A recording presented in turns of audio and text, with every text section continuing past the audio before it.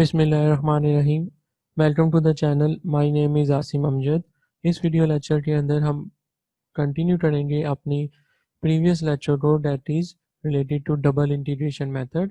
And for this time I am taken the cantilever beam rather than the simply supported beam. तो cantilever beam का case 1 जो है वो मैं सबसे पहले डिस्कस कर रहा हूँ, जिसके एक एंड के ऊपर मोमेंट अप्लाई हो रही है और यहाँ से मैंने एक सेक्शन कट किया है at an distance of h, और जो लेंथ है मेरे पास बीम की वो एल है। सो वी नो दैट कि इसकी जो मोमेंट इक्वेशन होगी at an h is equal to minus m, ये इसकी मोमेंट इक्वेशन आ गई। और मोमेंट जो है वो हमें पता है from our previous video lectures, that is equal to EI, that is the fracture rigidity times the d square y over dx square, और ये मोमेंट मेरा एज इट इज़ आ जाएगा।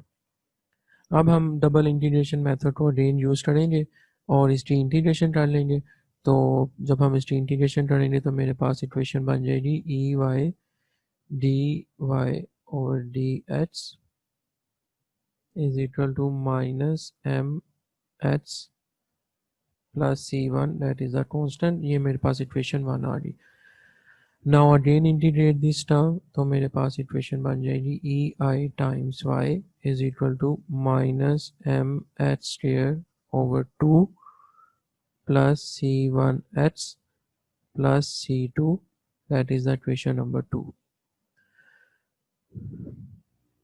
नेक्स्ट स्टेप ये है कि हमने बाउंड्री कंडीशंस जो हैं वो यहाँ पे अप्लाई करनी है। तो बाउंड्री कंडीशंस यहाँ पे हम ऐड करेंगे ताकि हम C1 और C2 जो कांस्टेंट है उनको कैलकुलेट कर सकें। तो ये मेरे पास बाउंड्री कंडीशंस आ गई जी।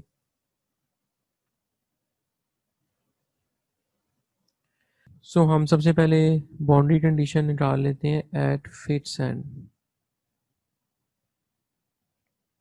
तो ये मेरे पास कैंटिलीवर बीम है जिसकी लेंथ जो है वो L है,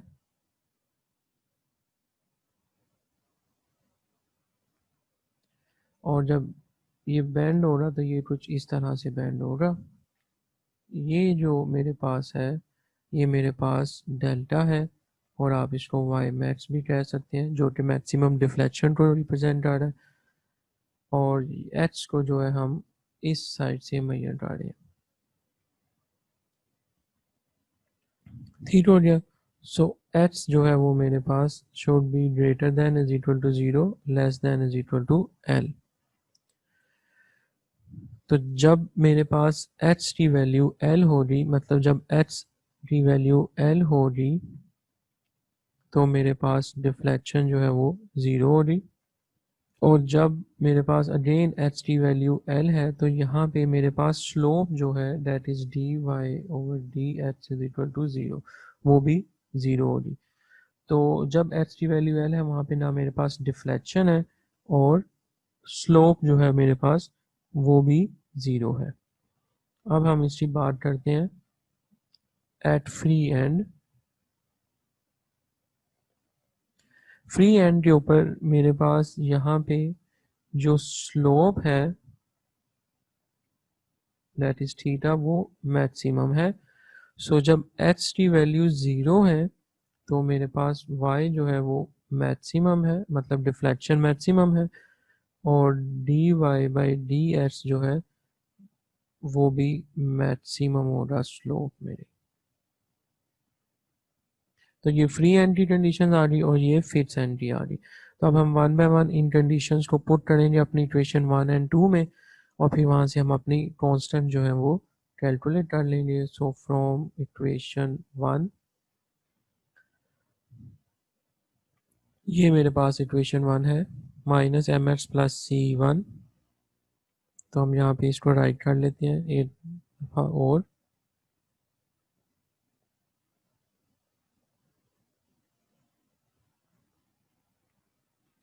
अब जब इसके अंदर मैं पुट करूँगा एच की वैल्यू L, तो यहाँ पे मैं कंसीडर कर रहा हूँ h is equal to L, it means और y is equal to 0 and dy over dx is also equal to 0। तो ये टर्म मेरे पास 0 हो जाएगी। तो ये आ गया 0 minus M L plus C one आ गया मेरे पास एम एल।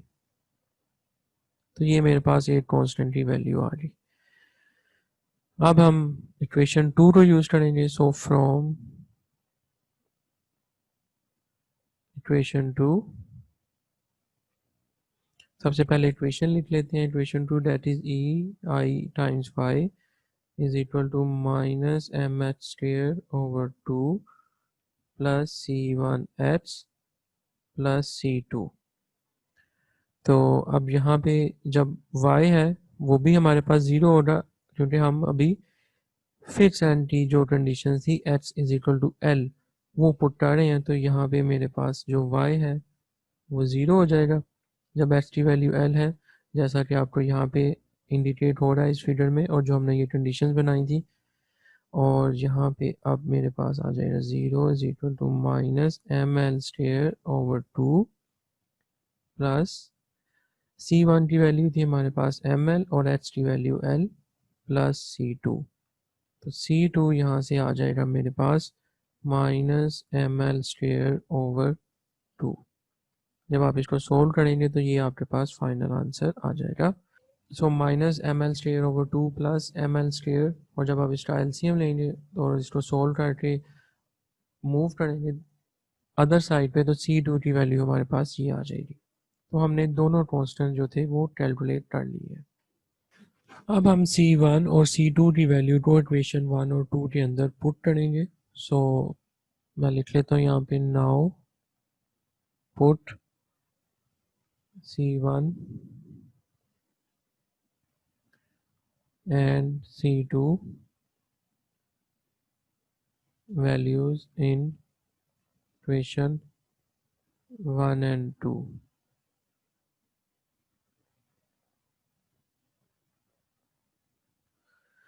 सो मेरे पास इक्वेशन 1 जो है वो बन जाएगी E I times D Y over D H is equal to minus M H plus M L, और ये मेरे पास इक्वेशन 3 आ गई।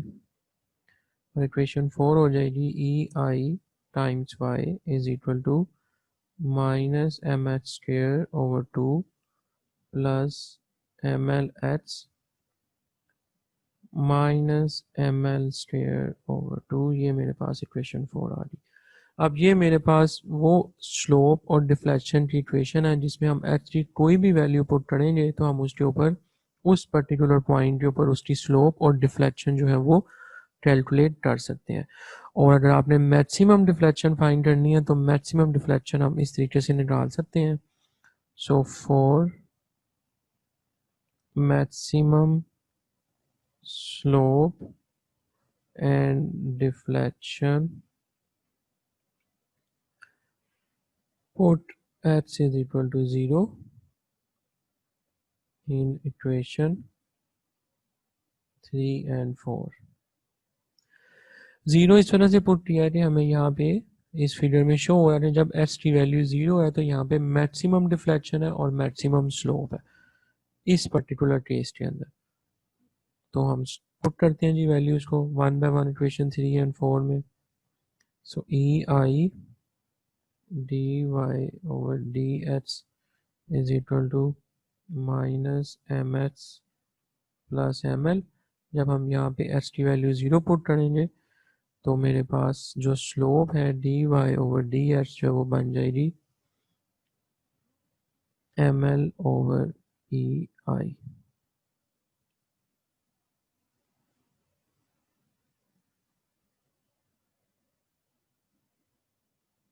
ये मेरे पास मैक्सिमम स्लोप आ गई।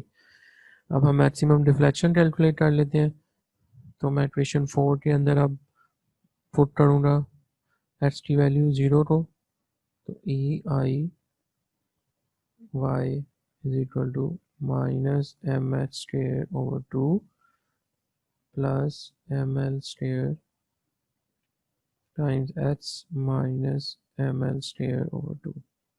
तो जब एस टी वैल्यू 0 पुट की तो ये टर्म भी 0 हो रही और ये टर्म भी 0 हो रही, तो वाई मैथ्स जो है या डेल्टा मैथ्स जो है वो हमारे पास बन जाएगा minus M L square over 2 EI।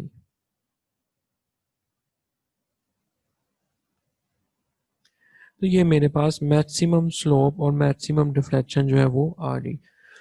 और यहाँ पे जो नेगेटिव साइन है वो इंडिकेट कर रहा है कि जो डिफ्लेक्शन है वो हमारी डाउनवर्ड है, जैसा कि आपको यहाँ पे शो भी हो रहा है। Okay, thank you.